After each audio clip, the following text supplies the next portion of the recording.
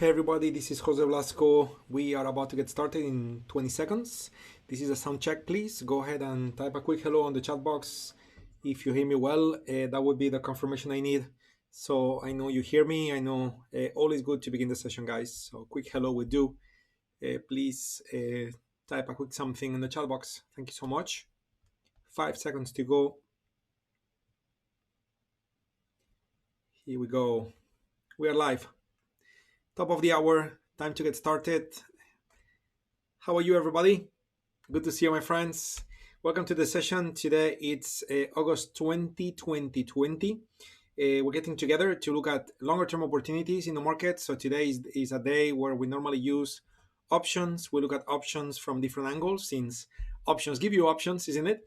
So we look at options from a directional point of view. We look at options to option strategies to make money when markets go up, when markets go down, as well as we look at option strategies to make money in sideways markets. We call this non-directional trading.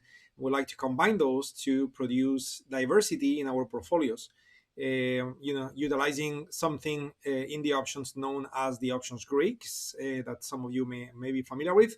Especially we love gamma in the sense that we like to position our portfolios to be heavily positive gamma while we have a collection of different strategies running at the same time to help produce more consistent results. Okay, but anyway, let's get started with the session. We need to read the disclaimer, so I'm just gonna highlight the disclaimer for you so you guys can read it carefully. This is important information, so please read it carefully. As you can see on the upper part of my screen, blue color. Okay, following clips demonstrations are for educational and instructional purposes only, okay, as you know.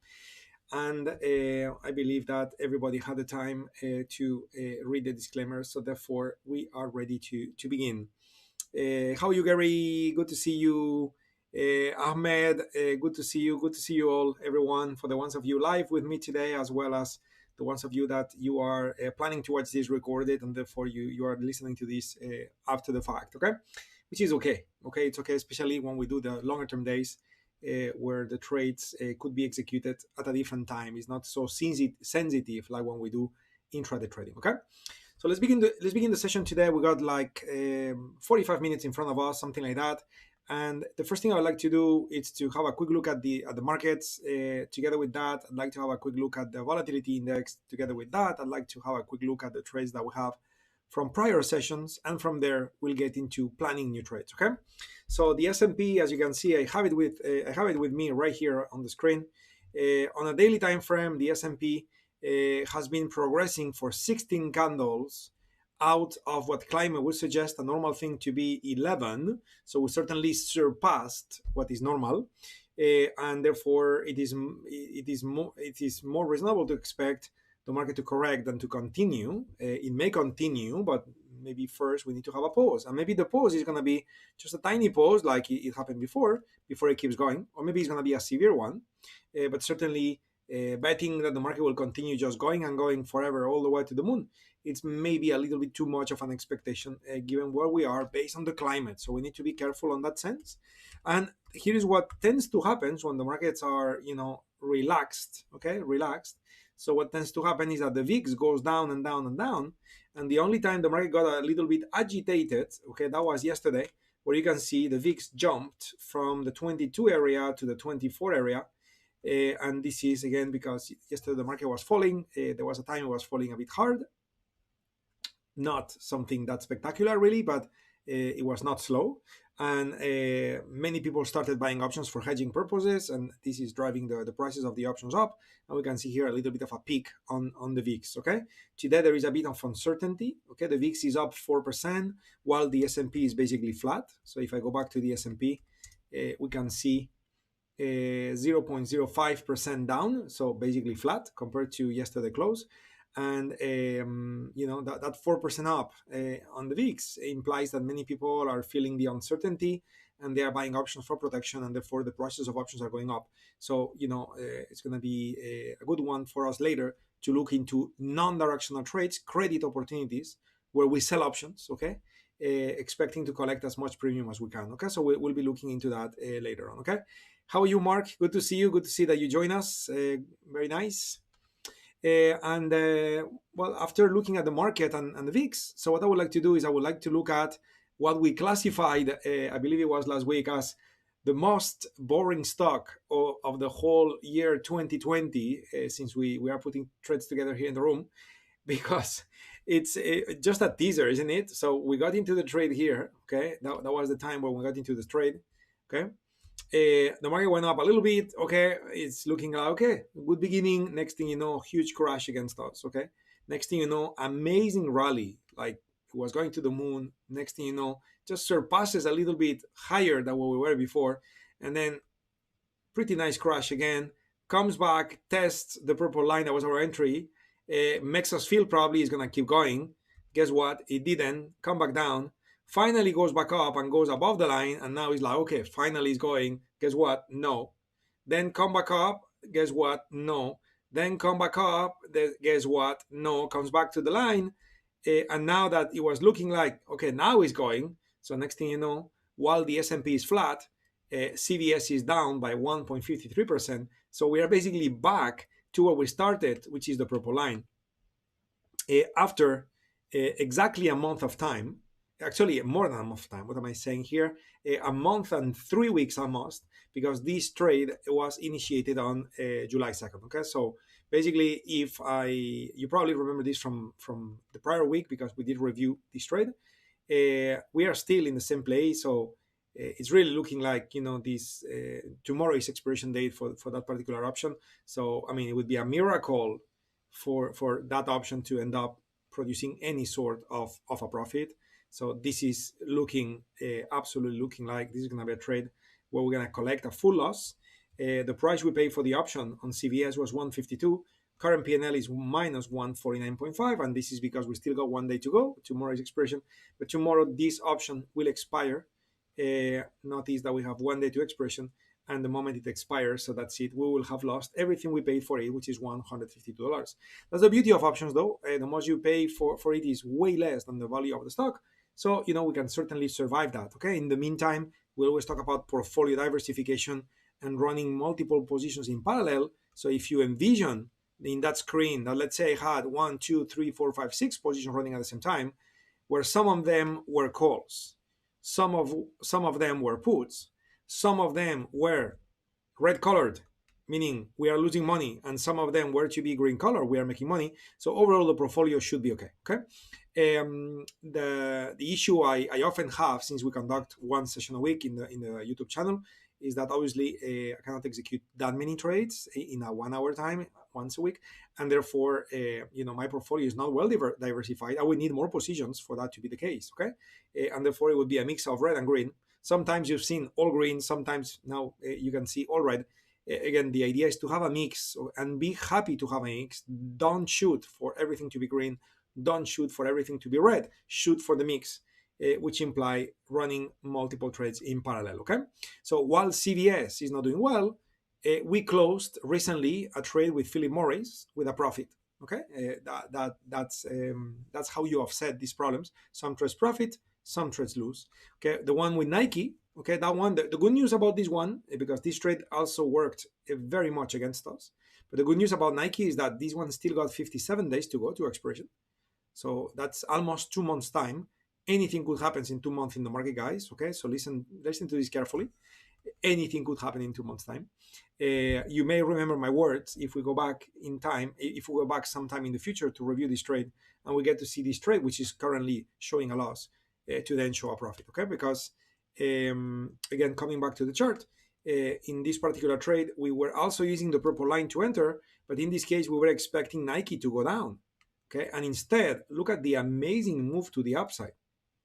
Okay, it's like after lockdown and confinement, is like everybody's doing now sports on the street or something like that, and everybody's buying Nike products. I don't know what it is, but it looks like that, isn't it? So it's going to the moon. Okay, it's going to the moon, totally against us. Again, good news is that the most you can lose is what you pay for it. We paid 385. That's the most we can lose. But we got 57 days of time for the market to turn around and Nike potentially to profit for us. The idea in the meantime is that Nike is acting as a hedge. So if you were to run a portfolio, as I said, with multiple trades where some are long, some are short, So that would be your hedge, isn't it? That would be your hedge, meaning that while you may be losing in other trades, this trade is profiting, or vice versa, while you are losing on this trade, the other ones are profiting. Okay. I'm talking about diversification because in this case, while I showed you two trades that are losing trades, hopefully while they are losing trades, they do illustrate the point of one trade pointing to the long side with CVS, one trade pointing to the short side with Nike. But apart from being directional, long and short, the next trade that we put together the other day is the trade with Okta, okay, which that one expires tomorrow, and that one is looking like it's going to be a full profit. This is a non-directional trade where we entered on the 14, okay, on the 14 with that vertical line. We entered right here, and we said, okay, from now until 21st of August, which is tomorrow, we're expecting price to stay in this range between 223 and 181, and therefore an iron condor was built, with calls above and puts below. The trade was put in place, and as long as we stay in the purple area and we reach that vertical line, which is tomorrow, then this trade will be a full profit. Which again, one more time, it's what's looking like. It's looking like it's going to be a full profit. Okay. Cool. Okay, so we have reviewed the trades. If there is any question, guys, go ahead and type. I see Ahmed, you just typed. Very, very nice. You read my mind. So I'm going to read your question and give you an answer. Everyone else, if you have a question, feel free to type, because after this, we are getting now into trade planning mode. Okay. Very good. So Ahmed, we had CVX before and it was down all the time, but in the last week before expiration, turned to be winner, and we got our target 100%. I don't think that was CVX actually. Oh, CVX. You mean CVX with an X at the end, or CVS, which is the one I was reviewing that has an S at the end? Would you mind to confirm if it's CVX or CVS? Okay, because I remember we also had a trade on CVX, so I just want to make sure I got you right. Okay, I'll take a sip of water in the meantime, if you don't mind.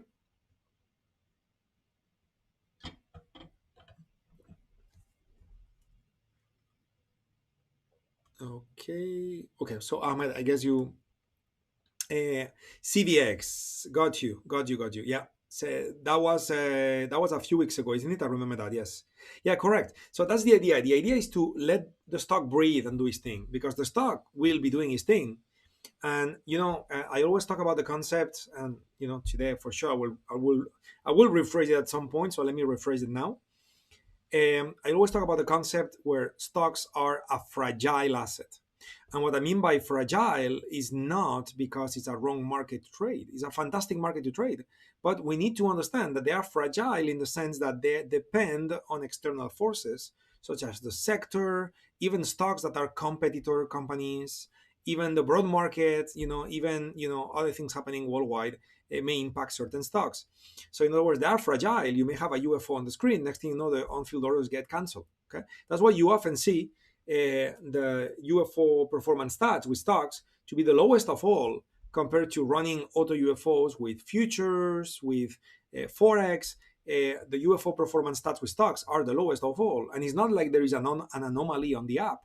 Is that it's a normal practice, given the fact that stocks only trade 6.5 hours a day.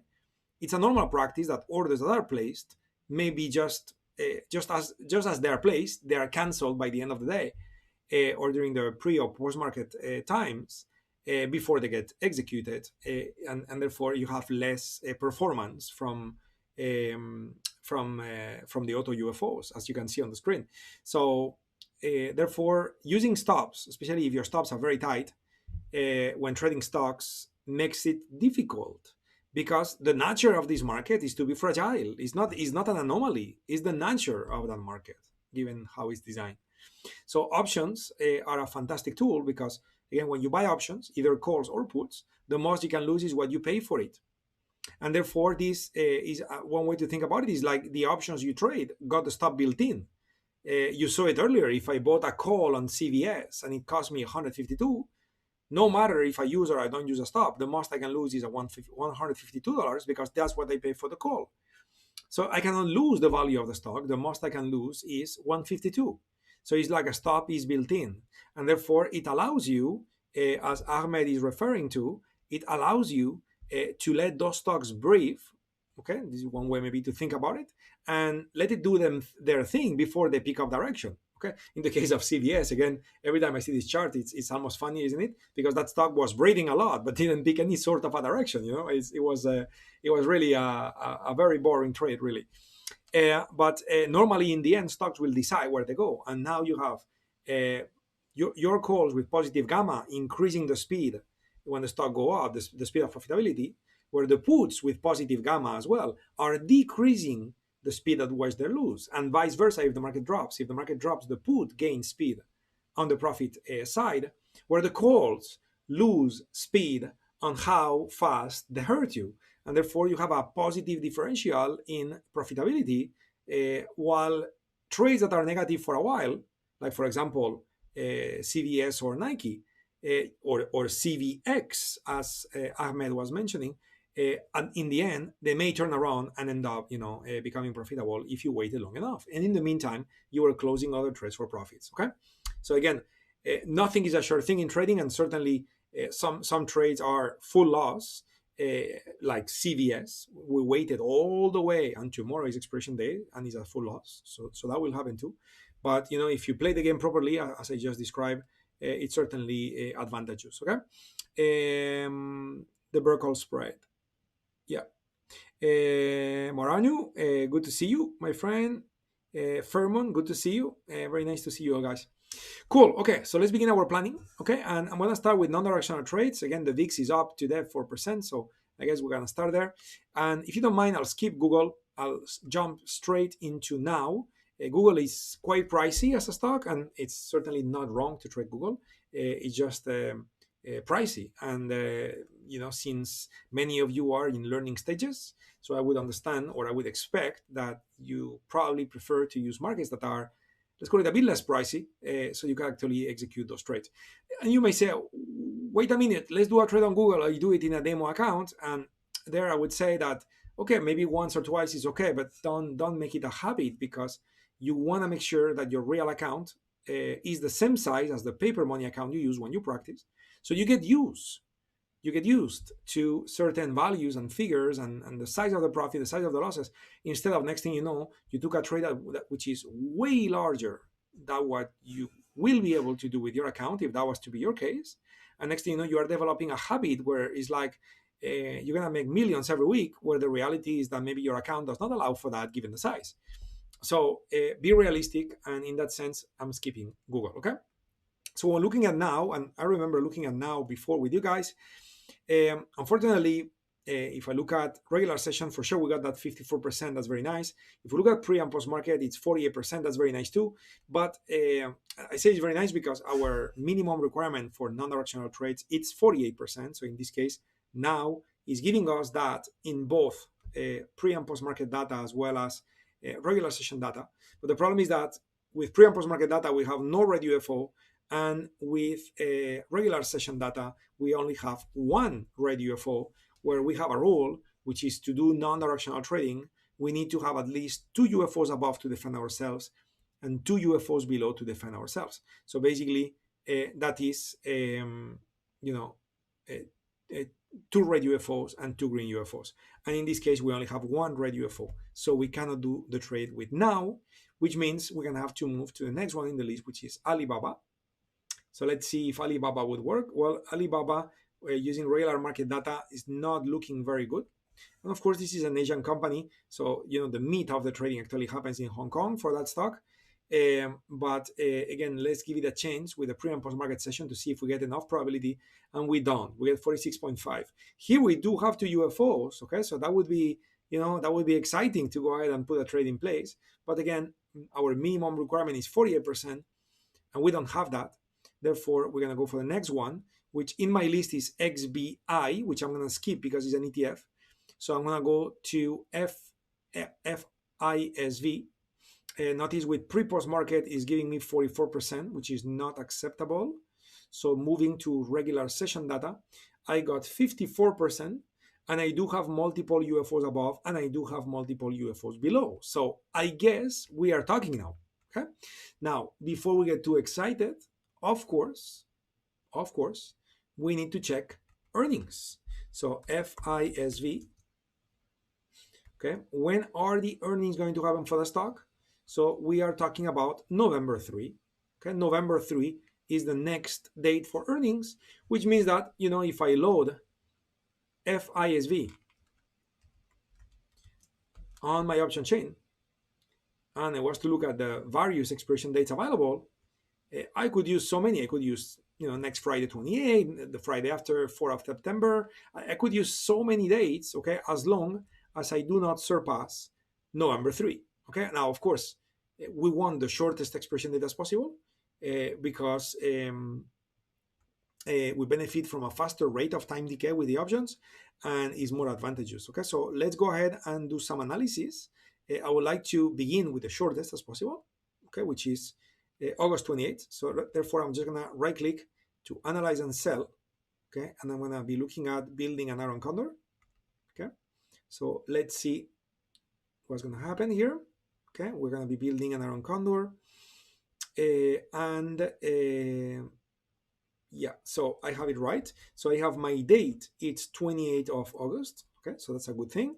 Then on top and below, I have -1 standard deviation and +1 standard deviation. Okay, so I got my right selection here, and therefore the values that Option Station Pro is reporting for me is 94 and 103. And the meaning of those values, and therefore the meaning of a 1 standard deviation price movement above and below price, what that means is basically we are just defining a range between 94 and 103, which is where price is likely to stay. Okay, price is likely to stay between 94 and 103, and therefore price is less likely to go either above 103 or below 94. Okay, so knowing that price is likely to stay between 94 and 103, let's go ahead and draw those lines on the chart. Okay, so we got 94. I'll make it dotted. Okay, and then we have 103. So 103 is somewhere here. Here we go. So we got 94 and 103. Was it like 94.27, 103.09? So I think I have it more or less okay. 94.20 something, 103 something. So it's fine. Okay, so that's the statistical range. Now, of course, we need to use at least 2 UFOs to defend ourselves. So we have 1, 2, okay, and the third is here. So here we go. This is where we're gonna draw a line, and then below we have 1 UFO, 2 UFOs, okay, and then this is where we're gonna draw our line using 93.61 and 104.4. Okay, cool. So with that in mind, let's go check the option chain to see how much we get paid for the 104, assuming the 104 exists, which it does, and that one pays 25. Okay, so this is not something that makes me very, very happy, because we have a rule, and what that rule says is that when we sell option, we want to collect at least 35 cents. Now, in this case, if you were to sell this option, you would not collect 35 cents, you would collect 25. Okay, so now, does it mean we're going to give up? Not yet. Okay, why not? Because really, the rule is, okay, there is a few more detail when it comes to the rule. So if you think about collecting 35 cents from the call side, and you were to collect another 35 cents from the put side, you would basically have collected 70 cents. Okay, now because the call size is only paying us 25, okay, it's only paying us 25. So the idea is, well, if the call side is paying us 25 and the put side happens to pay us 45, okay, the two together are still giving us 70. So then we would take the trade. Okay, now 25, which happens to be the price of that option, that's the minimum. So let's say the call side is 20 or 10. Okay, let's exaggerate a bit this so it's clear. So let's say the call side is 10, and let's say the put side is 60. So 60 and 10 is still 70 cents, but we will not take that one. Okay, because there is no point on selling an option to only collect 10 cents. It's way too small. Okay, so we're just not gonna do it. Okay, so 25 is the bare minimum. We always shoot for 35, but we are happy to make an exception as low as 25, not below, if the put side provides us premium enough. So let's go ahead and take a look at where the put side would be located. The put side would be located at 94. So let's see if we have 94. We have 94, and the 94 is paying us 38, okay? Which unfortunately, 38 plus 25, it's not providing the 70 cents that we need, okay? So that is not looking advantageous enough for us to do the trade. And therefore, the right action here would be to move from August 28 to September 4, okay? And try again using September 4 and see if September 4 will allow us to make the trade to work well from that point of view. So how do we do this? Well, I'm going to go back to the analysis tab. I am going to click and select, instead of 28th of August, I'm going to select 4th of September. Now, of course, the moment I do that, automatically the stats are updated, and now we are talking about a range between 92 something and 104 something. So in other words, my dotted lines that I had on the chart, okay, are not valid anymore. Okay, now it's more something like that. Okay, is more like something like that. So it seems that, not sure if, what was the, 1 second, 104.78. No, yeah, so definitely not. So 104.78 is somewhere here. Okay, so 104.78 is somewhere here. So in other words, now I will need to go ahead and use all the way that UFO, because there is no other UFO in between, which is super, super, super far, really, really, really far. Okay, really, really, really far. So what I'm going to do is to calculate the distance, the vertical distance between its current price to the UFO, projected below. And if I project it below, really, so I could use that other UFO to define my range. Okay, they are more or less equal distance. Price is here in between. So now I would expect price to stay between this and this. Oh, I just, my drawing was just a bit messy there because I just went through the purple line. So, price will do whatever it does, but as long as it stays between 111 and 85, then you will be fine. Okay, now 111.45 is fantastic because it's so far away that it makes this trade to be super high probability. Now, of course, when that's the case, normally you get paid nothing. So the 111 would pay you 12 cents, which is obviously not enough. So then that means that we need to go for the next expiration date, which is September 11. And there, the 111 pays you 22, which is not enough. So we're going to go for the monthly expiration date, which is September 18. And now the 111 actually does not exist. We have the 115. Okay, the 115, oh, this is not a good news because the strike price increments are $5 at a time. Okay, so with $5 at a time strike price increments, it's going to be very difficult to make it work. So I'm going to look at September 25. And with September 25, we do get 80. Okay, now what's gonna be tough here, okay, notice the spread, 60 to $1. So we got 40 cents of spread. Yesterday there were no contracts traded. Today there have been no contracts traded. Okay, so it's going to be difficult to get filled. But at the same time, when I see this, it's not like I get excited. Certainly I prefer to trade liquid markets. But when I see this, I'm often not that concerned, in the sense that market makers are not executing too many trades using this expiration date. And therefore, if you put your order in there and you wait for the whole day, market makers that are in the business of having trades executed, so they get potential arbitrage opportunities and so on, so they may in the end accept your ask, okay, your asking price. So I would be very, very purist and go for the midpoint and be kind of like stubborn mode. If I don't get the midpoint, I will not take the trade. And if you approach it this way, it may be that you get what you need. Okay, even though it's going to be difficult, it would also be a strong possibility that you put your order in, you wait a whole day, and then you never got filled. Okay, so that could also be the case. Okay, so anyway, so I'm just gonna go ahead and analyze this properly. But something I need to do, which is absolutely critical, is when looking at this trade, I'm now using September 25 expression. So yeah, it's great because I get the premium I need, but what about probabilities? So let me change September 4 to September 25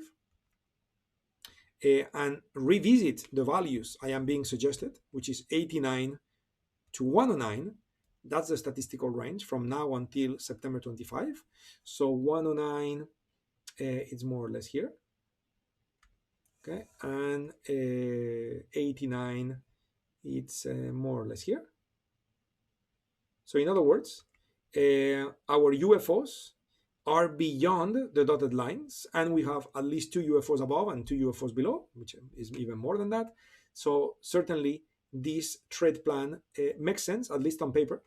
So let me write it on paper so you understand, and then we will assess if the trade is accepted or not. Okay, so we're going to be buying a call and selling a call above these price points.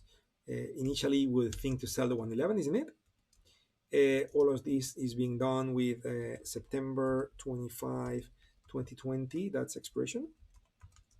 Okay. Earnings, by the way, out of curiosity, earnings were on November 3. Okay. And below the range, below the purple line, we're going to be selling a put and buy a put. Okay, so again, that would be an Aaron Condor, selling a call, buying a call above, selling a put, buying a put below. That's an Aaron Condor. If you're new to options, okay, a lot of the options terminology sounds very intimidating, but again, you do that a few times and then it's really muscle memory. It's really not that complicated. While options are complex, it's really not that complicated. So let's go for it. Okay, so on the upper side, I got the 111. So I'm going to do 111, 112. Okay, so let's do that. So on the call side, I will do 111.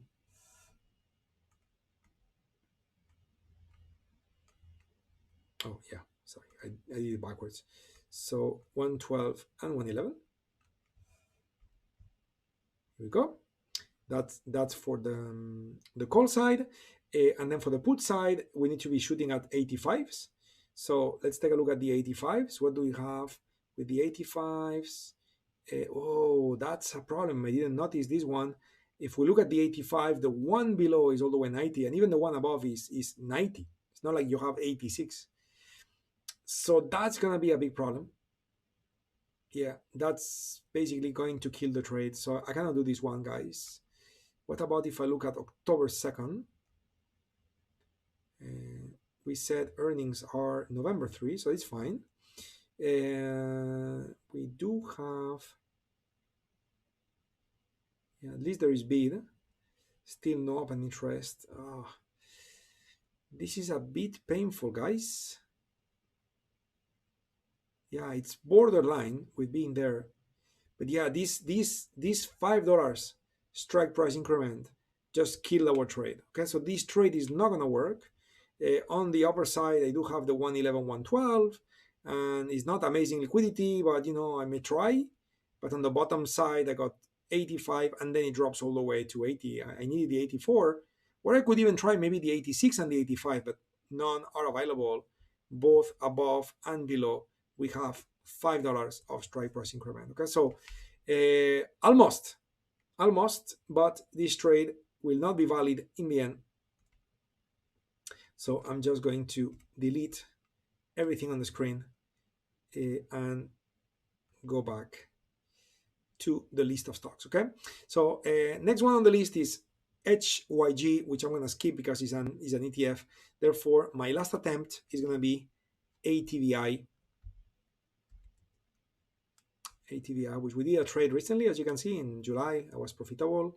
So let's take a look at ATVI. So earnings already took place. The next time earnings will take place is going to be November 5. So plenty of time there to do this trade. So that's nice. Okay, so let me delete that. Okay, so the current date is right here. This is where we're at. Okay, and again, let let me go ahead and delete a few lines before we get too excited. Maybe we don't have a trade. The fact that we had it before doesn't mean we have it now. So we have 53%. Okay, 53%, but only one UFO. If we look at pre and post market, 53 becomes 45, which is not acceptable.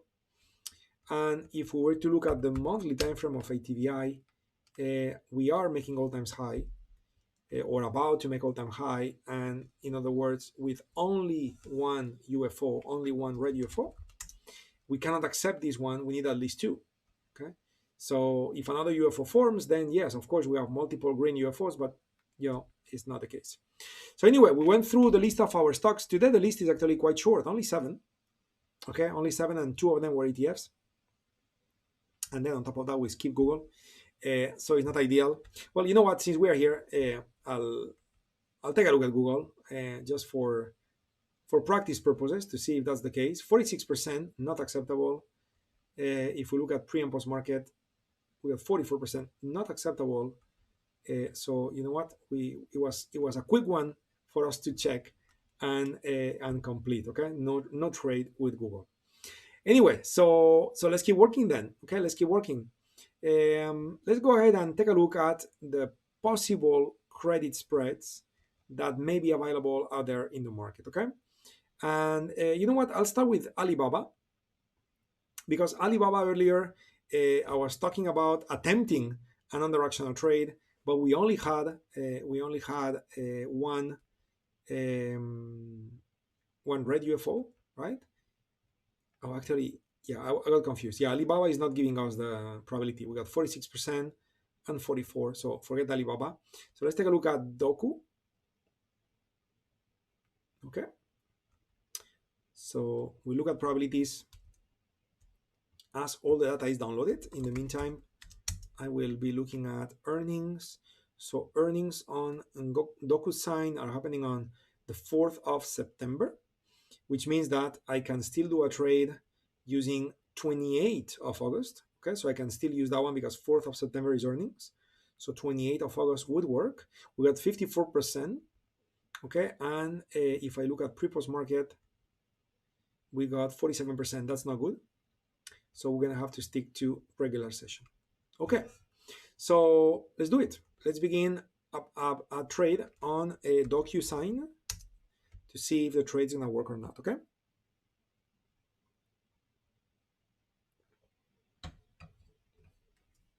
Furman, the scans I run for non-directional trades are based on the daily and the 60-minute time frame. Okay, so if you expand, you can see here, okay, that is looking at daily, okay, and 60 minutes. Okay, so if you have no symbols, okay, it's either because you don't have options data active in your platform, so you may want to contact TradeStation for that, or because when you look at, you right click here and you select settings and then you go to preferences, maybe your timeout is not large enough, and if you happen to be located in a country far away from the States, you may have latency, and if you don't have a large enough timeout, your scan may not give you the proper results. So increase your timeout, run it a few times, then you will have all the data in the cache folder, and then you should have no problems to run the scan. Okay. Very good. Maranu, is the AutoUFO area the same as the demand and supply area? Well, the demand and supply is a very generic concept. Different people use the same names to define something totally different. Just like support and resistance, many people would say support. You got demand at support. You got supply at resistance. So again, since I don't know the school of thought from where you're coming from with that statement, it's very difficult for me to answer. And in this case, as you may have seen in our YouTube channel, AutoUFOs refer to unfilled orders. Green is unfilled orders to buy, red is unfilled orders to sell. You could think about it as green is demand, red is supply. But again, many other concepts, some people will call, demand a Fibonacci retracement line, or a moving average, they would call it demand or support. or dynamic demand or dynamic support.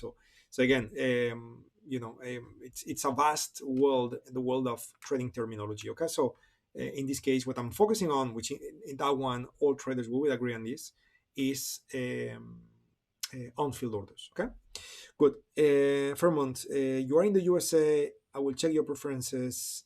Yeah. So check that, and if not, contact TradeStation, because is that happening to you only with the non-directional scanners? What happened to you if you run, let's say, for example, the forex scan? Do you get the results? Or also something you may want to try is get into the scanners and maybe deactivate everything that has to do with options. Okay, so those three guys deactivate and then run. And if you run them without options and they work, then it means that you don't have options data. So you need to enable options data into your TradeStation account, okay? Which is done easily on the administration panel. You get the result with the forex. So it's looking like then you probably have need to activate your options data. So contact TradeStation customer support, and they should be able to help you very easily. Cool. Okay, so let's go for it. So we're doing credit spreads. We're looking at DocuSign. We saw earnings are far away, so no problems there with expiration dates. So, well, actually, wait a minute. I'm just mixing myself a bit, isn't it? Yes. That was the other thread with Docu. Sorry, guys. It's been a long day. 4th of September is earnings. So as I said before, now I remember I said that the maximum expiration date we can use is August 28th. Okay, so I'm gonna load August 28th and see what's available. Okay, I'm gonna right click on the put side to analyze and sell a vertical spread. I'm gonna move this to -1 standard deviation and +1 standard deviation, even though we're not gonna look at the plus, we're gonna look at the minus only. And here it says that from now until the expiration date, which is 28th of August, price should not surpass 197.42 based on probabilities. Okay, so 197.30 something. So in other words, let's place a line where 192 is. Okay, which is going to be somewhere here. And obviously, if that's going to be your line, where probability suggests price will not surpass this line, and we need two UFOs to defend ourselves. So this is UFO number 1, and then UFO number 2 will be there. Therefore, the idea will be to sell a credit spread below 179, which probably is going to be 180, because 179 probably does not exist. So let's take a look at the 180 and see how much we get paid. And we got a disappointment here. We only get paid 21 cents. Remember, we want to accept minimum 35, and therefore that one will not be good. Okay, so let's go back to the chart and continue with the opportunities. So we have CRM. Okay, so CRM. So 42%. Oh, okay. Yeah, we still have PD pending data, so I'm just gonna wait.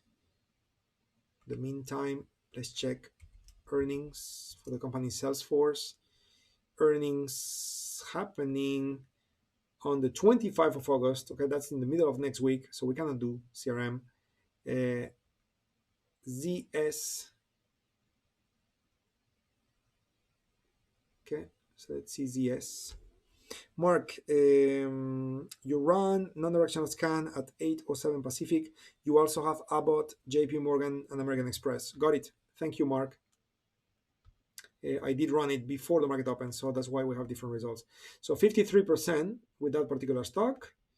With pre-post market, we have 35. So pre-post market is not relevant for ZS. So ZS earning date is on September 9. So September 9 means that we can do 28th of August or September 4. Okay, so we have two dates that could work for ZS. Let's take a look at how liquid those options are going to be, by the way, on the 28th. 345, 395 is not amazing, but it's okay. So I'm just going to right click, analyze and sell a vertical spread. Just realizing we're reaching the ending time for the session, so I better rush a little bit here. Let's see if this trade works. At least we'll have one trade today. So using August 28, probability says or suggests the price should reach 125 or a bit below, but not much lower than that. So let's draw a line at 125, see where that is. So 125, just a bit lower is there. Okay, so in other words, and we need two UFOs to defend ourselves. So we could certainly use that one here, which is the 124. We can use the 124 for the spread. So let's see how much we get paid if we sell the 124s. 124 is paying us 96 cents. Okay, 96 cents, that is good. I'm just concerned about lack of liquidity though. Let's see if we can do it. Let's see if we can make it work. Before that as well, I would like to check August 4.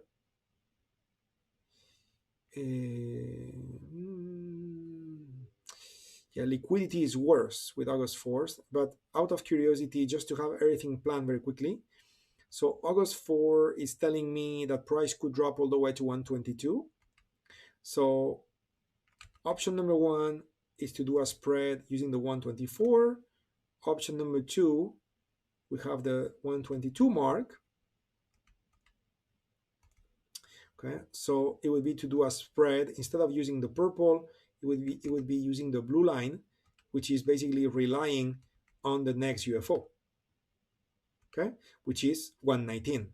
Okay, 119. So 119 pays me 98. Okay, I'm gonna have more or less the same problem, guys. But anyway, let's try both and see which one could be best. So analyze and sell a vertical spread. So I'm gonna be planning two spreads in parallel to see which one works. So one is gonna be using August 28. This is the one above. The one below is gonna be using 4th of September. The one above is going to be using 124 and below. So I'm going to be using 124 and below. So I'll start with 124, 123. Okay, and the other one was using 119 and below. So I'll do 119 and 119, right? So let me rephrase and review. Yes, so 119 and below, 124 and below. Okay, that's what we're doing in this trade. Oop, not like that. Here we go. So we are relying on those UFOs. Okay, selling options below 124 using August 28 expiration, selling options below 119 using September 4 expiration. Not sure if it's gonna work. Not looking too good for now. Why? Because, well, first of all, we need to make sure we get our 35 cents, and using the 119 on this expiration date, that's good because we get 94 using September 4. So that rule is met. If I use August 28, I'm doing the 124 instead of the 119. I need to make sure I also get my 35 cents and I get 94 cents. So that's good. So that the rule of premium collected is good. But there is another rule, which is we look at the distance between strikes, which is 123, 124, or 119, 118, which is in both cases $1. And the rule we have is that we want to collect, okay, a premium, okay, and that premium is to be greater or equal than 15%, okay, of the raw risk, okay, and the raw risk is 1. So how much is 15% of 1? 15 cents. And how much those options pay us if we get filled at the midpoint? 11 and 12 cents. None of them are 15 cents. So it's not working, okay, and it's lack of liquidity, that's the problem. So what if we move to 122? I get 18, but I don't get 30. What if I move to 119, 117? I get 14, but I don't get 30. I'm gonna try one more. What if I move to 116? I don't get 45. What if I get to 121? I get 24, but I don't get 45. So again, the lack of liquidity, it's kind of hurting the trade. Uh, you know, while those values look pretty nice on paper, um, the distance between bid and ask is what is really creating a problem. If you sell and collect 94 and then you have to buy and you pay 82, then it's not helping enough for the differential to be good enough. Okay. um, yeah, it's not helping. It's not enough. If we did 121 120, just for you to see how some trades would have worked. So if we do 121 120, okay, now this trade is paying us 21 cents, which is more than 15. But what's the problem? Well, the problem is that 121, okay, 121 is above 119. Okay, it's above 119, and therefore you have no protection above 119. You have protection below 119, and therefore this trade will be a bit too aggressive. Okay, so we're gonna have to say no to this trade. And but by the way, that stock is looking like it's going to the moon. So often something moving fast in one direction starts moving fast in the opposite. So if that stock, that is hitting, it's kind of like this key point, right? So if that stock was to, like many times happens, steal a bit and then crash, so at that moment in time where it drops maybe around 132, something like that, then you look at those spreads and probably they will still be valid from a probability standpoint. And now you will get enough premium. And because price is nearer, you also have more liquidity. So you should be able to get what we need. But at the moment, it's just a bit too parabolic to the upside to get what we need. And therefore, it's time to continue looking into trades and use patience. Okay. In any case, for us, the session is now reaching its end. So I'm just going to take a look at your questions. If you have a final question, this is your time. The following trades to plan would be your homework. Today, unfortunately, I didn't find any trade that was meeting our rules during the time we spent together. So no trade today. But certainly you have homework to do. You have many symbols I haven't visited yet on the scanner, so you can go ahead and do it. Ahmed, how can we decide for how much spread? That's a good one, Ahmed. And unfortunately, while I'm all about being mechanical and it's all about the use of technology and so on, with options trading, the reality is that experience counts a lot. So there will be times like, let's say, for example, that stock, ZS, okay? Let's say you see the spreads a bit wide, but let's say market makers are eager to take those trades. So now you place an order all the way in the midpoint, and next thing you know, you get filled. And so while that stock is not so liquid, you may get filled easily because the market makers are eager to take the trade. So how do you know that? No idea. The only way to know it is that you execute the trade, and then you see what happens. And the moment you see what happens, okay, now you know more about the stock.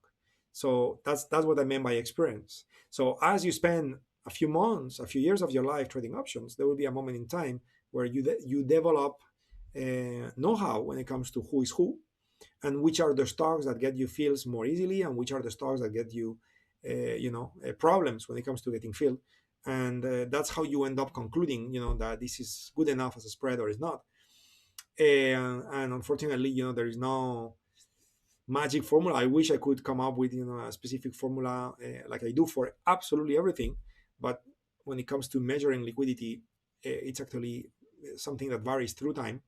And the only way to really know it is to trade those stocks and get a feel for them. Okay, so this is a consequence of trading a derivative product which has much less liquidity compared to trading the underlying asset. Okay, cool.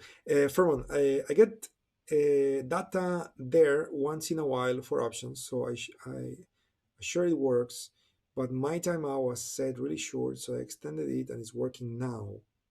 Nice, very nice, very nice. And you know what? If now it's working, maybe you can try to decrease it, and then it may still work, because now it means that all the data is in your cache folder on your computer. So next time, maybe you decrease the amount of time a bit, and it's going to work well. Okay. Thank you, Furman. I'm always very, very happy to see you guys engage. And Furman, you are certainly a committed student of trading and engaged and lover of the markets and putting time and effort. So I appreciate that very much. Yeah, Ahmed, the spread between strikes, really, the less the best, in the sense that you minimize risk in case something crazy happens, as well as you diminish the probability of price to stay between strikes on the expiration date, because that would imply assignment, okay, if price is between strikes. So the narrower the spread, the better. But again, you may not get the premium you need if you use the narrower spread. Okay, so in this sense, sometimes you have to try, especially if you are dealing with stocks that are a bit less liquid, or they have strike price increments, which is $2.5 at a time or something like that. So there are times where you may have to try and see what's best. Okay, and again, the idea is to get the greatest amount of premium in exchange for the premium the greatest amount of premium in exchange for the risk taken. So if the spread is the narrowest and you can get your 15% or more, that's ideal. Okay, but again, with options, you need to do some tests and do some comparisons of different strategies setups to see which one is the most convenient, because again, options is a bit of a more complex animal. Okay, it's an instrument that sometimes got life on its own, and you certainly need to go through those different comparisons. Okay, very good questions. Maranu, I'm very interested in to try AutoUFO, but I don't have. Okay, so that's very easy. Maranu, you just need to go to our page and subscribe. You use www.tradewithufos.com, and then you have an option in the menu on the top. It's called join. You just click join, and you follow the steps. Very nice, everybody. It's been my pleasure to join you. I will see you in a few days. Actually, we have a sharpening session on the Sunday. So I will see you on the Sunday. You guys take care. See you soon. Keep up the good work. You still have the full day in front of you to trade, and Friday too. Okay, so keep up the good work. And again, see you on Sunday, guys. Bye-bye. Take care.